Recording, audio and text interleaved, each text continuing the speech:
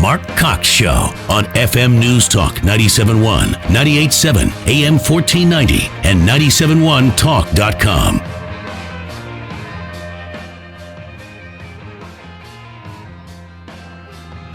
In the Dakota Pipeline, I mean, you're 93% there with Dakota. And I think that the president has shown through his business life that he knows how to negotiate a great deal where parties come out ahead, and he is willing to sit down with all of the individuals that are involved in the Dakota Pipeline to make sure that it's a deal that benefits all of the parties of interest, or at least gets something that we want. So that's part of it. Good answer.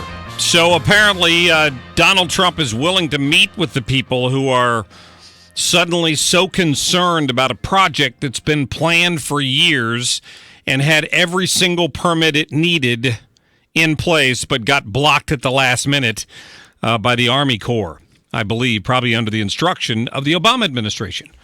So it'll be interesting to see how this goes, but my guess is come back and see me in 6 months and we'll be talking about this pipeline being laid already. Right? I could be wrong. It's happened before. Glad you're back with us. Well, not very often, but it has happened before. Let me get to Nick Loris, who's my guest from the Heritage Foundation. He's one of their experts on energy and the environment. Nick, how are you? I'm doing well. How are you? I'm doing well. Boy, what a great change in America, because it wasn't too long ago you and I spoke, I believe, on the day that the Army Corps pulled the permit for this pipeline, this Dakota Access Pipeline, to go through. Yeah, that's right. Despite the fact that the Army Corps consulted with 55 Native American groups over 350 times, they proposed 140 different variations to the route to avoid the culturally sensitive areas in North Dakota. This is a pipeline that was near completion and kind of got hijacked by environmental activist organizations, despite the technical, sound scientific analysis completed by the Army Corps.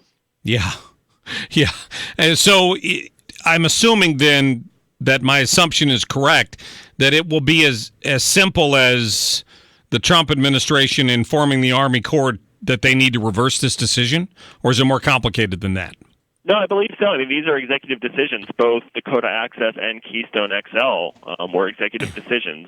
It should be the Army Corps making this determination, and it should be the State Department determining that Keystone XL would pose minimal environmental risk, would not contribute significantly to climate change, just as the Obama administration's State Department had concluded. So both of these projects should move forward as expeditiously as possible. So from an economic standpoint, what might this mean, jobs-wise and otherwise?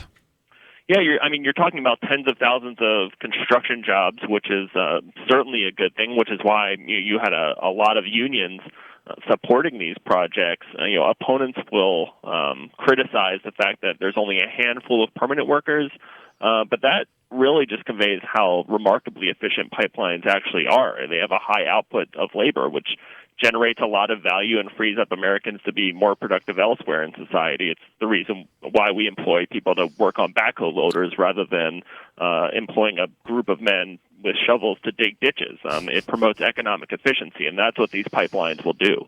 Yeah, I've argued for a long time that oftentimes I think in recent political elections we've heard Democrats make the argument that we need to invest in infrastructure, and Donald Trump said the same thing, but they argue for it under the guise of creating jobs for the construction industry, but those are temporary jobs.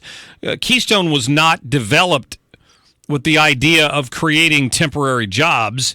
It was developed with the idea of helping us with our energy plan in this country, correct? Yeah, that's right. I mean, construction jobs by their very nature are temporary because you want things to be complete.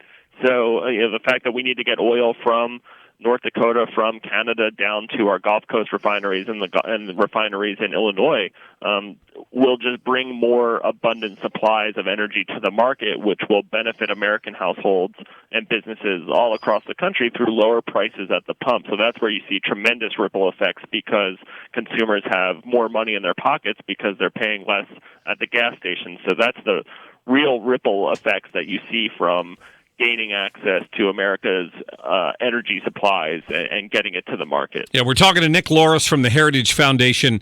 You know, it's funny because I know that certainly the Prime Minister of Canada and other politicians in Canada supported Hillary Clinton's candidacy and not that of Donald Trump. But I heard an interview last night that Canada had spent millions, tens of millions of dollars in preparation for this Keystone Pipeline to go in, and then the project sort of got canceled at the last minute. So they're probably, maybe quietly, thrilled to hear that this project may happen again. Yeah, that's right. I think it damaged the relationship with Canada. We have an abundant supply of energy coming from a safe, reliable trading partner. Why wouldn't we want that? And Trudeau, the cabinet, welcomed Trump's executive order on Keystone XL, which shows, even though that their support was for Hillary Clinton, that they understand that this is a good decision, based on all of the scientific and technical analysis, that this pipeline is a good fit and a win for the economy, but also a win for the environment because it's the safest mode to transport petroleum products. That's a good point. One more question, Nick, before I let you go.